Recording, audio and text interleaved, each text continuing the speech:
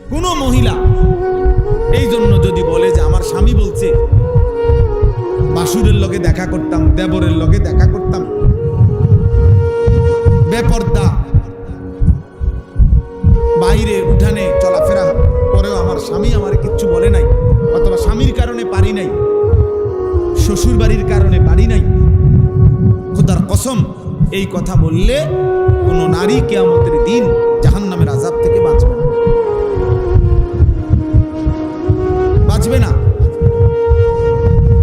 কোন স্বামী যদি বলে আমার স্ত্রী, আমার ছেলে মেয়ে আমার এইভাবে চাপ দিছে যে আমি সুদ না লইয়া পারছি না, তারার চাপে পইরা আমি কিস্তি লইতে হইছে শেষ পর্যন্ত, তারার চাপে পইরা আমার হারাম, আমার তাদের প্রয়োজন পূরণ করতে গিয়া আমি মিথ্যা, ওজনে কম দেওয়া, ধোকাবাজি, বাটফারি করেও কিছু কামাই করতে হয়েছে, নাহলে আমার সংসার চলতো না।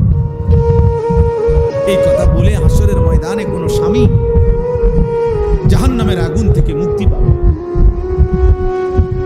কোন পিতা যদি বলে বাপ যে আমি আমার ছেলের কারণে আল্লাহর হুকুম মানতে পারি নাই, এ কারণে মাফ হবে না। কোন ছেলে যদি বলে আমি আমার বাবার কারণে আমি আল্লাহর দ্বীন মানতে পারি নাই, এই কারণে হবে না বাপ, এই কারণে জাহান্নাম থেকে মুক্তি মিলবে না। হযরত ইব্রাহিম আলাইহিস সালাম উনি প্রমাণ করছেন যে আমার বাবা আজর মৃত্যু পর্যন্ত মূর্তি পূজক ছিল, আমি তার সন্তান হয়েও ঈমান ঠিক রাখছি। হযরত নূহ আলাইহিস সালাম প্রমাণ করছে আমার সন্তান কেনান মৃত্যু পর্যন্ত কাফের ছিল, আমি তার বড় বাবা ঈমান ঠিক রাখছি। হযরত লূত আলাইহিস সালামের স্ত্রী কাফের ছিল মৃত্যু পর্যন্ত, লূত আলাইহিস সালাম, নূহ আলাইহিস সালাম দুজনের, কিন্তু ওনারা স্বামী প্রমাণ করেছেন যে আমরা স্ত্রী কাফের হওয়ার পর মৃত্যু পর্যন্ত আমরা ঈমান ঠিক রাখছি।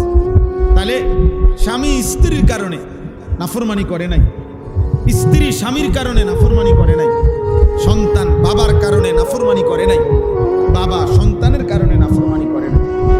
অর্থাৎ নিয়ম হইল এই পৃথিবীর সবাইকে আমি ডাকবো, কিন্তু আমি নিজেকে শতভাগ বাঁচাবো। আমার ডাকে কেউ নামাজ পড়ুক বা না পড়ুক, আমি নামাজ পড়ব। আমার বলার পরে কেউ গুনাহ না ছাড়ুক, সুদ না ছাড়ুক, হারাম না ছাড়ুক, আমাকে ছাড়তেই হবে। কারণ হাসরের দিন সব শেষে কেউ আমার পাশে না থাকলেও আমি একাই আমার জিন্দেগির রাত দিন ঘর বাহির একাকী প্রকাশ্যের হিসাব আমার আল্লাহর সামনে আমাকে একাকী দিতে হবে, একাকী দিতে হবে। আকুল্লুহুম আতিহি ইয়াউমাল কিয়ামাতি ফারদা,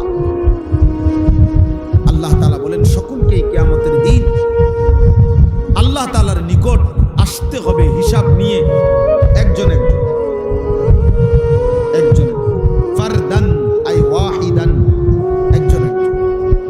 ছেলেরা তোমরা অনেক ছেলে আছো, বুঝতেছো না, অনেক ছেলে তোমরা মনে করতেছো তোমার আব্বা যেহেতু মানা করে না কাজে আমি গুনাহ করতে পারছি, তোমার মা যেহেতু আর বাধা দিচ্ছে না, সাহসে কুলাইতেছে না, তাকে হয়তো তোমার গাদ্দারি দেখা,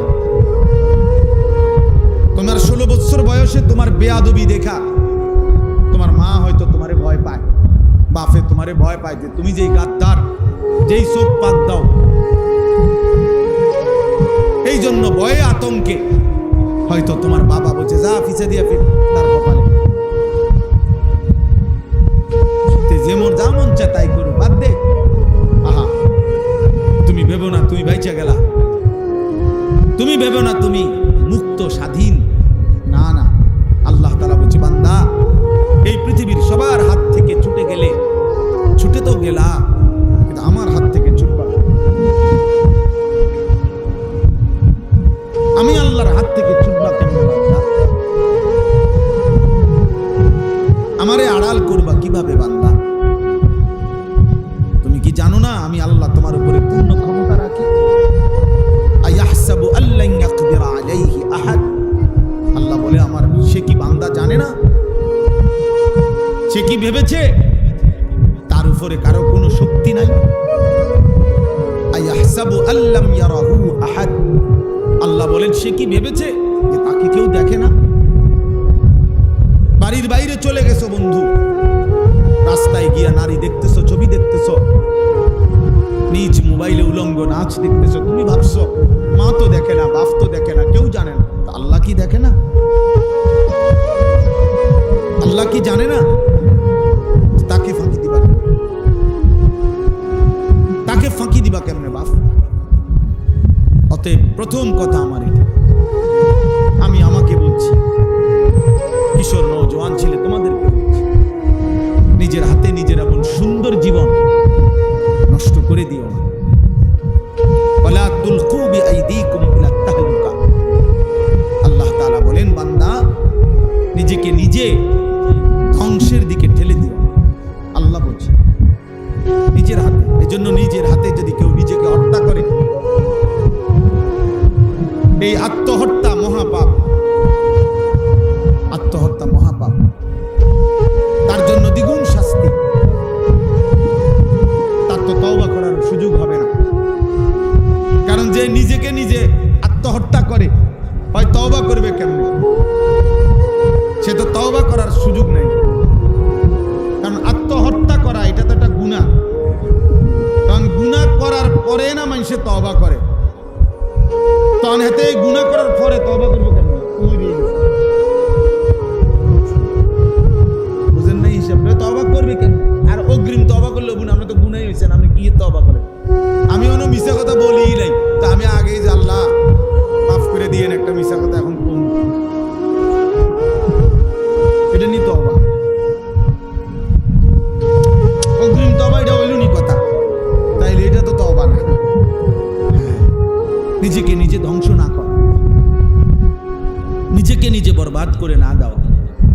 কুরআনুল কারীমের মধ্যে আল্লাহ তাআলা বলেন, ইয়া আইয়ুহাল্লাযীনা আমানু আলাইকুম আনফুসাকুম, হে ঈমানদারগণ সকলেই তোমরা নিজেকে আঁকড়িয়ে ধরো।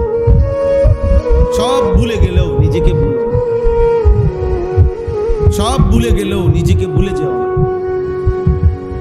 তুমি কিন্তু কবরে যেতে, এই পৃথিবীর বহু মানুষ তোমার পরেও থাকবে, কিন্তু একদিন তুমি থাকবা। তোমার মৃত্যুর পরেও রোদ উঠবে, বৃষ্টি নামবে, তোমার মৃত্যুর পরেও আলো হবে, অন্ধকার হবে, সকাল হবে, দুপুর হবে। তোমার মৃত্যুর পরেও দোকান খুলবে, সিএনজি চলবে, অটো চলবে। তোমার মৃত্যুর পরেও ব্যস্ততম এই দুনিয়ার সব সংসার হয়তো চলবে, তুমি কিন্তু একদিন থাকবে। তোমার ভালো কিংবা মন্দ, তোমার গুনাহ কিংবা নেকি নিয়ে তোমারে কবরে চলে যাবে, তোমাকে চলে যেতে হবে। এরপরে অনেক কিছুই হয়তো হবে, তুমি আর দেখবা না, তুমি আর থাকবা না। তাহলে এক চিরন্তন বাস্তবতা, এক অনিবার্য সত্য, যেই সত্য আমাদেরকে গ্রহণ করতেই হয়, সেই সত্যের নাম হলো মৃত্যু। যে সত্য পৃথিবীর যেই কোনো কাউকে, একটা ছোট্ট পিঁপড়া থেকে শুরু করে একটা বড় হাতি, একটা কুলের বাচ্চা থেকে শুরু করে একজন বৃদ্ধ, সবাইকেই যেটা গ্রহণ করতে হয়, যেই সত্যকে আড়াল করার, অস্বীকার করার নাই, তার নাম মৃত্যু, তার নাম মউত। কুল ইন্নাল মাউতাল্লাযী তাফিররুনা মিনহু ফাইন্নাহু মুলাকীকুম। এই আমি যে আয়াতগুলো পড়ছি, আমাদেরকে এই আয়াতগুলোর মধ্যে আল্লাহ তাআলা মৃত্যু এবং মৃত্যুর যন্ত্রণা, সাকরাতুল মাউত, আমি বলতেছি একটু পরে এই সম্পর্ক মনে করাই দিয়েছে। তো আল্লাহ তাআলা বলেন, হে নবী আপনি বলে দেন,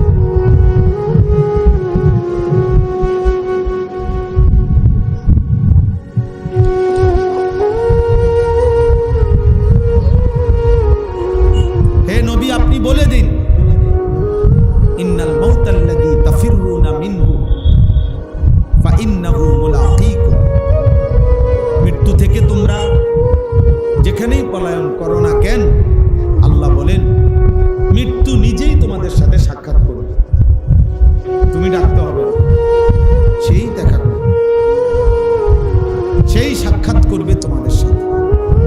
আইনামা তাকুনু ইউদরিকুমুল মাউতু ওয়ালাউ কুনতুম ফি বুরুজিন মুশাইয়াদা। আল্লাহ তাআলা বলেন, এমন একটা উঁচু দেওয়ালের ভেতরে যদি তুমি আশ্রয় নাও, যেই দেওয়াল এত উঁচা যে ওই উঁচা দিয়ার ভেতরে ঢুকবার কোনো সিস্টেম নাই, আবার চারিদিকেও কোনো ছিদ্র নাই। আল্লাহ তাআলা বলে, নিশ্ছিদ্র সুউচ্চ প্রাচীরের মধ্যেও যদি আশ্রয় নাও, ইউদরিকুমুল মাউতু, সেখানেই মৃত্যু তোমার কাছে পৌঁছে যাবে, তোমাদের কাছে পৌঁছে যাবে। মৃত্যু তোমার কাছে চলেই যাবে, আড়াল করা যাবে। এই জন্য দোস্ত, মৃত্যু একটি চূড়ান্ত সত্য। আল্লাহর নবী সাল্লাল্লাহু আলাইহি ওয়াসাল্লাম বলছেন, আকসিরু যিকরা হাদিমিল লাযযাত। আল্লাহ নবী বলেন, উম্মত ভেবে দেখো তো, তোমার জিহ্বা নামের এই ছোট্ট গোশতের টুকরাটা আজকে কত হাজার আইটেমের স্বাদ বলে দিচ্ছে আলাদা আলাদা। এই জিহ্বা আল্লাহ তাআলা এমন কুদরত দিয়ে বানাইছেন যে জিহ্বা শত শত আইটেমের খাবারের স্বাদ ভিন্ন ভিন্ন বলে দেয়। গরুর গোশতের ভিন্ন স্বাদ, খাসির গোশতের ভিন্ন স্বাদ, মুরগির গোশতের ভিন্ন স্বাদ, এক এক মাছের এক এক ভিন্ন ভিন্ন স্বাদ বলে দিচ্ছে। আল্লাহর নবী সাল্লাল্লাহু আলাইহি ওয়াসাল্লাম বলেন, মনে রেখো উম্মত, মৃত্যু নামের এক সত্য, এটা এই জিহ্বার সব স্বাদ একদিন স্তব্ধ করে মিটিয়ে দেবে। এমন একটা দিন আসবে, এই চোখে আর পলক পড়বে না। এমন একটা দিন আসবে যেদিন আর এই হাত নড়বে না, এই কান আর শুনবে না, যেদিন আর জিহ্বার স্বাদ বলতে কিছু থাকবে না। চারিদিকের সবাই তখন চিৎকার চেঁচামেচি করবা, কিন্তু তুমি আর কাউকে ডাকতে তুমি আর কাউকে ডাকতে পারবা না। এই চূড়ান্ত সত্য মৃত্যু, মৌত। সমস্ত আউলিয়া বুজুর্গ, পীর মাশায়েখ, হার তরিকার পীর সাহেব যারা, আউলিয়া যারা, যুগ যুগ ধরে ওনারা তাদের মুরিদদেরকে যেই আমল দেয় আখিরাতের ফিকিরের জন্য, উত্তম আমলের জন্য, যত তরিকত, তাসাউফ, তাজকিয়া, আধ্যাত্মিকতা, এর মধ্যে একটা আমল আউলিয়াদের, সব আউলিয়ারাই, সব তরিকার আউলিয়ারাই মুরিদদেরকে দেয়, এটা হলো মৃত্যুর মুরাকাবা। কোন মানুষ গুনাহ থেকে বাঁচার জন্য, নিজের জীবন সুন্দর করার জন্য, জান্নাতওয়ালা আমল করার জন্য, জাহান্নাম থেকে বাঁচার জন্য একটি কার্যকর পরীক্ষিত একটি পদ্ধতি হলো মৃত্যুর স্মরণ। মৌত কি ইয়াদ, মৃত্যুর স্মরণ। মৃত্যুর স্মরণ যদি কেউ কিছুক্ষণ করে, তো আশা করা যায় তার দিল নরম হয়, তার ভিতরে পরকালের ভাবনা আসে, গুনাহ ছেড়ে দেওয়ার জন্য মানসিকতা আসে। এই জন্য আল্লাহ নবী সাল্লাল্লাহু আলাইহি ওয়াসাল্লাম বলেছেন, আকসিরু, বেশি বেশি মৃত্যুকে স্মরণ করো। কাফা বিল মাউতি ওয়াইজান। এই লাইট এটা জ্বলছে কেন? এই অপদার্থ কথা।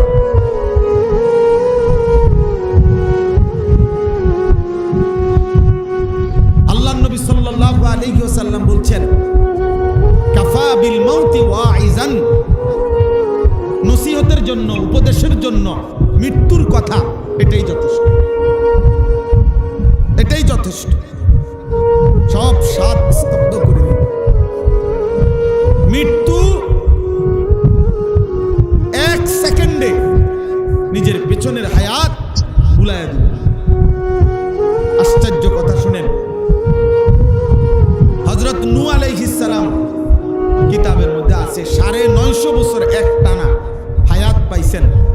এই পৃথিবীতে হায়াত পেয়েছেন 950 বছর। 950 বছর কি কম কথা?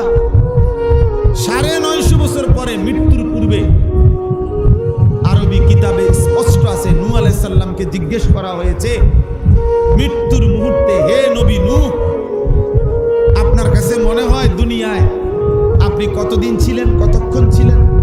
এখন মনে হয়নি, বন্ত কি মনে হয়? উনি বলছেন, আল্লাহর কসম, মৃত্যুর এই মুহূর্তে আমার মনে হচ্ছে একজন ব্যক্তির একটা ঘর, ছোট্ট একটা ঘর, যেই ঘরের দুইটা দরজা, এই দরজা দিয়ে ঢোকে, ওই দরজা দিয়া বাইর হয়। উনি বলেন, আল্লাহর কসম, আমার পিছনের এই 950 বছর আমার কাছে মনে হচ্ছে মৃত্যুর সময় এখন, যে আমি যেন ওই ব্যক্তির ঘরের এই দরজা দিয়ে ঢুকলাম আর ওই দরজা দিয়া বাইর হইলাম।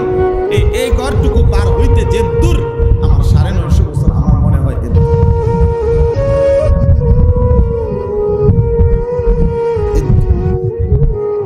এজন্য দোস্ত,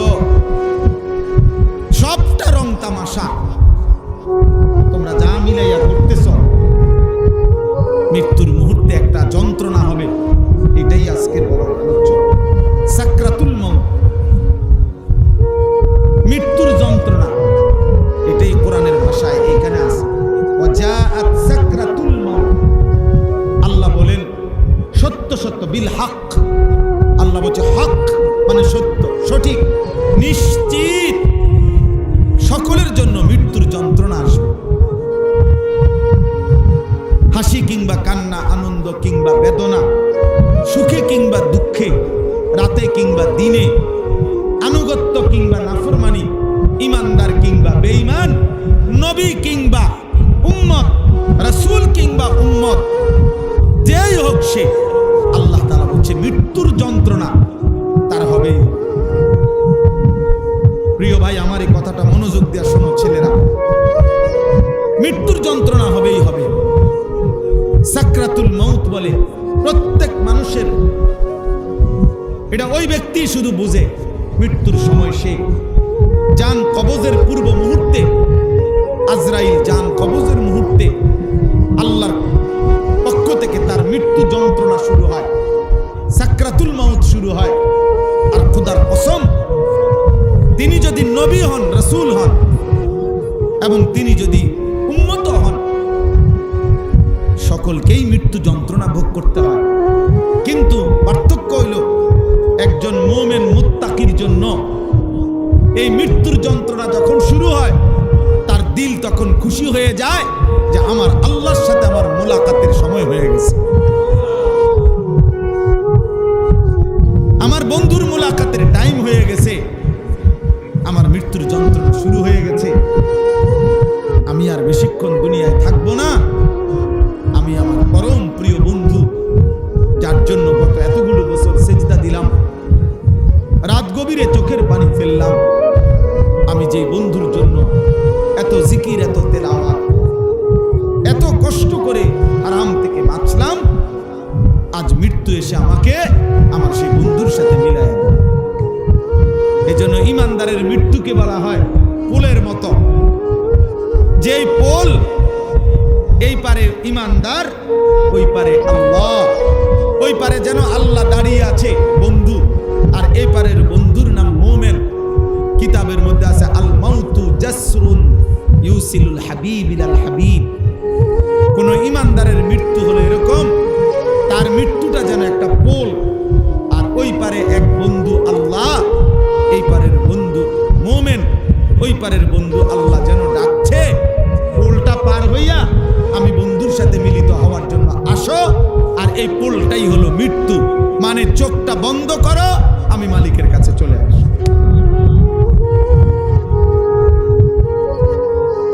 হ্যাঁ, হযরত মূসা আলাইহিস সালাম আল্লাহ তাআলাকে বললেন, কিতাবে আছে, আল্লাহ আপনাকে পাবো কিভাবে আমি? আল্লাহ তাআলা বলছে, দা নাফসাক ওয়া তাআল ইলাইহি। মূসা, তুমি তোমারে ছেড়ে দাও, তোমারে ছাড়লে আমার কাছে চলে আসো, আমার কাছে চলে আসো। এই জন্য ইমানদার মুমিন জীবনভর আল্লাহর হুকুমের উপরে যে চলছে, তাকেও মৃত্যু যন্ত্রণা হবে। বিশুদ্ধ হাদিসে আছে, আল্লাহর নবী সাল্লাল্লাহু আলাইহি সাল্লাম আমাদের নবীকেও তিনিও মৃত্যু যন্ত্রণায় সাকরাতুল মউতের সময় ওনার স্ত্রী আম্মাজান আয়েশা রাদিয়াল্লাহু তাআলা আনহা বর্ণনা করেছেন, নবীজি ইন্তেকালের পূর্ব মুহূর্তে বারবার ওনার কপাল ভিজে যাচ্ছিল ঘামে। আল্লাহ নবী সাল্লাল্লাহু আলাইহি সাল্লাম বাটির মধ্যে পানি দিছে, নিজের ডান হাত মুবারক বারবার বাটির পানির মধ্যে ভিজাইয়া কপাল মুছতেছিলেন ঘাম, আর বলতেছিলেন আল্লাহুম্মা আইন্নি আলা সাকারাতিল মাউত, আল্লাহ মৃত্যুর এই যন্ত্রণায় এই মুহূর্তে আপনি আমারে সাহায্য করুন। আল্লাহুম্মা হাవ్বিন আলাইয়া সাকারাতিল মাউত, আল্লাহ আমার মৃত্যু যন্ত্রণা সহজ করে দেন। এরপরে বলছে লা ইলাহা ইল্লাল্লাহ, আল্লাহ আপনি ছাড়া কোনো ইলাহ নাই। এরপরে বলছে ইন্নালিল মাউতে সাকারাত, হায় মৃত্যুর বড় যন্ত্রণা, বড় যন্ত্রণা। যেন ভাবতেছিলেন হায় আমার উম্মত কেমনে সইবে, আমার উম্মত কেমনে সইবে, আমার উম্মত কেমনে সইবে।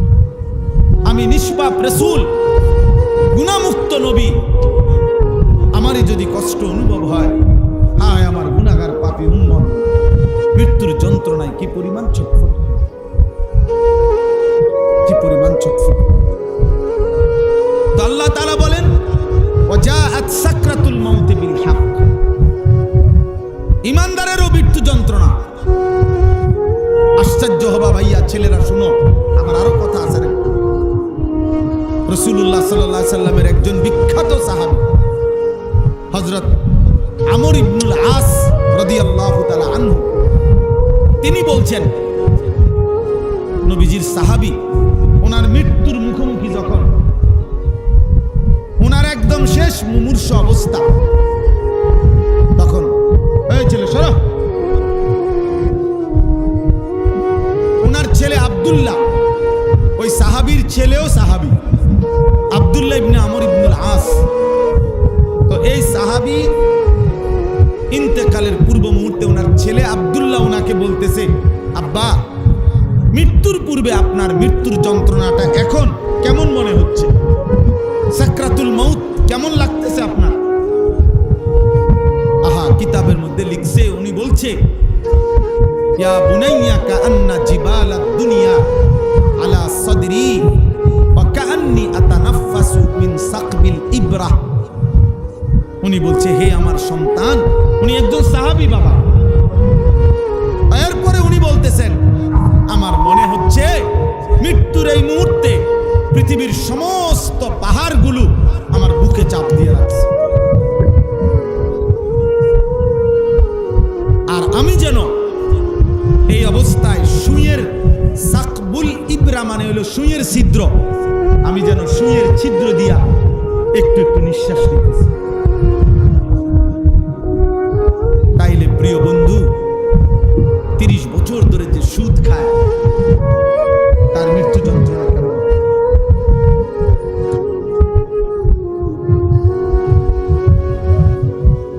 হায় হারামখোর, তোমার মৃত্যু যন্ত্রণা কেমন? 60 বছর পর্যন্ত যারা বিড়ি সিগারেট খায়, আয় চাচা আপনার অবস্থা কি? বছরের পর বছর যারা কোনোদিন ফজরের নামাজ পড়ে না, এই নাফরমানের মৃত্যু যন্ত্রণা। যে মা, যে বোন দিনের পর দিন পর্দা করে না, রাস্তার পাশে পুকুরের ধারে খোলা জায়গায় গোসল করে, পরপুরুষের সামনে হাঁটে চলে, যা মন চায় তাই, হায় এই নাফরমান বেহায়া বেপর্দা নারী, তার কবর তো পরে মিয়া, হাসর তো পরে, মৃত্যুর মুহূর্তে। এজন্য এবার মনে রাখেন, এবার শুনেন আর উল্টো যে নাফরমানের মৃত্যু যন্ত্রণা কেমন। তাফসীরের মধ্যে লিখছে, একটা ছেলে হলেও মনে রাখো বাবা, সবাই একসাথে বদলাবে না, আমরা এটা জানি। সবাই আসলেও সবাই বদলাবে এটা না, আমরা এটা জানি। এটা আল্লাহর ওয়াদা, আল্লাহই বলছেন বন্ধু আপনি হাজার বললেও সব লোক মুমিন হবে না, তাইলে এটা মালিকের ফয়সালা। ইন্না রাব্বাকা হুয়া আ'লামু বিমান দাল্লা আন সাবিলিহি ওয়া হুয়া আ'লামু বিল মুহতাদিন। আল্লাহ বলে নিশ্চয়ই আপনার রব আল্লাহই জানেন কে কে গোমরা হবে আর কে কে হেদায়েত পাবে। এজন্য এটা কোনো হুজুরের হাতে না, এটা কোনো ফিসাবের হাতে না, এটা কোনো নবীর হাতেও না, এটা শুধুই আল্লাহর হাতে। আমাদের দায়িত্ব বলে যাও, আমাদের দায়িত্ব সবটুকু আবেগ দিয়ে পৌঁছিয়ে দেওয়া। বাকি বদলাবে কয়জন, বুঝবে কয়জন, চরিত্রবান হবে কয়জন, গুনাহ ছাড়বে কয়জন, সে মালিকের ফয়সালা, মালিকের ফয়সালা। এই জন্য বলতেছিলাম তাফসীরের মধ্যে আছে, মনে করেন একটা উদাহরণ, একটা ছেলেরা মনোযোগ দিয়ে শোনো। মনে করেন কোন একজন ব্যক্তি একটানা 900 বছর এই দুনিয়ায় হায়াত পাইছে, আর এই 900 বছরে সে আল্লাহর নাফরমানি করছে, কোনদিন আল্লাহর বন্দেগী করে না, হুকুম মানে না, কিন্তু 900 বছরে সে কোনদিন এক বিন্দু দুঃখ পায় না, কষ্ট পায় না, সুখে সুখেই কাটাইছে। আনন্দ আর ফুর্তিতে মন চাইছে সে তাই করছে। আল্লাহর নাফরমানি বলতে যত কিছু হইতে পারে, চুরি, ডাকাতি, জিনা, ব্যভিচার, মদ, জুয়া, নারী, নেশা, গান, বাদ্য, নাটক, সিনেমা, হালাল হারাম মিশাইয়া যা মন চায় তাই করছে, কিন্তু কোনো দুঃখ পায় নাই, কষ্ট পায় নাই, একদিনের জন্য না। প্রিয় ভাই, এবার শুনো, এমন ভাবে যদি কেউ 900 বছর দুনিয়ার জীবনে কাটায়, আর আল্লাহর কসম এই মৃত্যুর পূর্ব মুহূর্তে আজরাইল জান কবজ করার আগে এই সাকরাতুল মাউত যেটা এখানে বলছেন আল্লাহ, এই মৃত্যু যন্ত্রণা যখন শুরু হবে ওই নাফরমানের, তো 1 সেকেন্ডে, প্রথম মিনিটে তাফসীরে লিখছে এই নাফরমান, বেঈমান, পাপী 900 বছরের টানা সুখ আনন্দ 1 সেকেন্ডেই ভুলে যাবে, আর কোনোদিন মনে পড়বে না তার সে জীবনে কোনোদিন হাসছে কিনা, তার জীবনে কোনোদিন সুখ হয়েছে কিনা, ও আর কোনোদিন ভাববে না। এই মৃত্যু যন্ত্রণা নাফরমান পাপীর এতটা ভয়ানক, এতটা ভয়ানক, এতটা ভয়ানক। হ্যাঁ, মৃত্যুর মুহূর্তে। এবার কবরের আযাব, হাসরের ময়দানের আযাব, জাহান্নামের আযাব, সেগুলো তো সামনের ব্যাপার। এটা তো শুধু মৃত্যু যন্ত্রণা। এরপরে আজরাইল জান কবজ করার কষ্ট। কোরআনুল কারীমের মধ্যে আছে, ফালাউলা ইযা বালাগাতিল হুলকুম ওয়া আনতুম হিনাইদিন তানজুরুন ওয়া নাহনু আকরাবু ইলাইহি মিনকুম ওয়ালাকিন লা তুবসিরুন ফালাউলা ইন কুনতুম গায়রা মাদিনিন তারজিউনাহা ইন কুনতুম সাদিকিন। আল্লাহ বলে, বান্দা শুনো, নাফরমান পাপী মালাকুল মউত আজরাইল যখন জান কবজ করতে আসবে, কলিজার ভিতর থেকে তার রূহটা একটা টান দিয়া ছিঁড়ে ফেলবে, আর ছিঁড়ে ফেললেই রূহটা তার কণ্ঠনালীর মধ্যে এসে আটকায় যাবে, আর সে তখন চোখ বড় করে অস্থির হয়ে যাবে। আশেপাশের আত্মীয় স্বজন, আশেপাশের সবাই তখন তার দিকে তাকায় থাকবে। আল্লাহ বলেন, আহা, আমি আল্লাহ তো তখন সামনেই দেখব, আমি তো আছি, তোমরা না আমারে দেখতেছ না, আমি তো দেখতেছি আমার বান্দাকে। আল্লাহ তখন চ্যালেঞ্জ করছে, হে নাফরমান পাপীরা, আজকে যারা তোমরা নাফরমানি করছো, তোমাদের যদি কারো ক্ষমতা থাকে তো আমার এই বান্দাকে মৃত্যুর এই পথ থেকে, তার যে কলজা রূহ আটকায় রয়েছে এই কণ্ঠনালীতে, আজরাইল যে এখন তাকে ছিঁড়বে, খুলবে, এটা তার জিউনাহা, তোমাদের কারো ক্ষমতা থাকলে তার এটা ফিরায় দাও না, তার রূহ তার জায়গা দিয়া দাও।